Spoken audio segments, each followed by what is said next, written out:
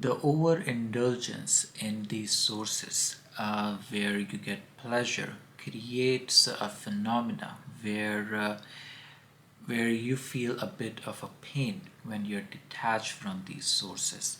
And the book, The Dopamine, by Dr. Anna, describes the phenomena.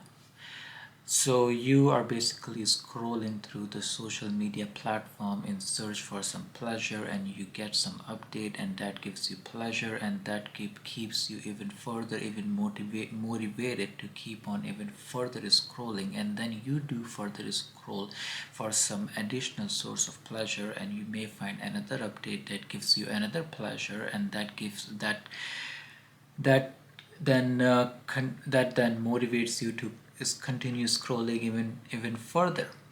And uh, and and so and so you keep on scrolling, and and and after you get some pleasure through some update on social media, it detaching yourself from that device is a bit painful.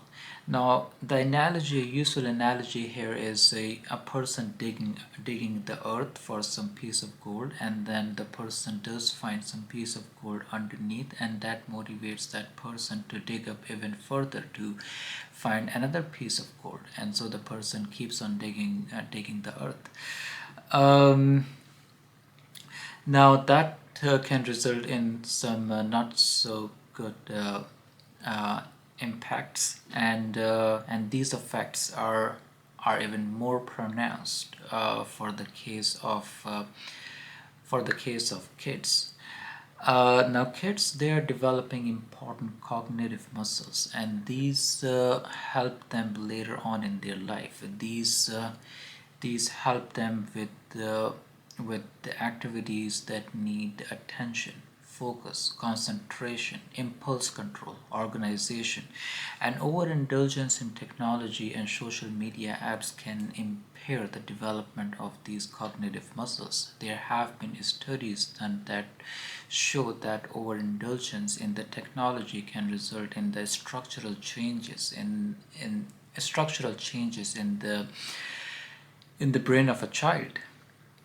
And uh, and not only that, there are also the skills, imaginative skills.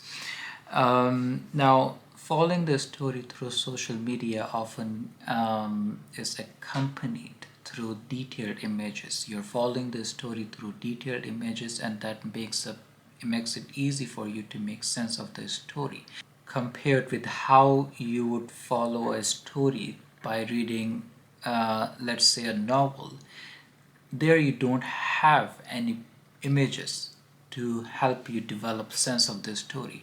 You only have words and descriptive text that you have to understand, and doing so help you develop the imaginative skills that cannot be developed from merely getting trying to get sense of the story through the detailed images you see online.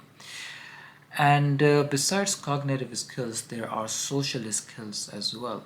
Now, humans have evolved so that we get a good sense of what the other person is communicating through reading the non-verbal signs the other person is the other that that you get from the other person that you may be interacting with. And that is where social media is can have negative effects. Now, a study conducted, a group of preteens were were were in a group where they were interacting with others face to face, no online conversations. And there was another group where there was zero face to face interactions, only online interactions. Now, the former group had showed that they were better at reading non-verbal cues than the group who had just the online conversations. So, um, so here is one other aspect about the impact of social media. And then there are psychological issues as well. People with prolonged screen exposure subject of such issues as nervousness, frustration, panicking. And then there is also the issue of screen exposure at the night time before going to bed, disrupting the circadian rhythm, where you're not able to get a good quality sleep, and often you end up being restless and low energy in the morning. So good number of issues here. And also, obviously, there are these dangerous sites online, the online chat rooms and such sites. And if someone of a relatively young age somehow ends up getting being on such sites, the effects can be devastating.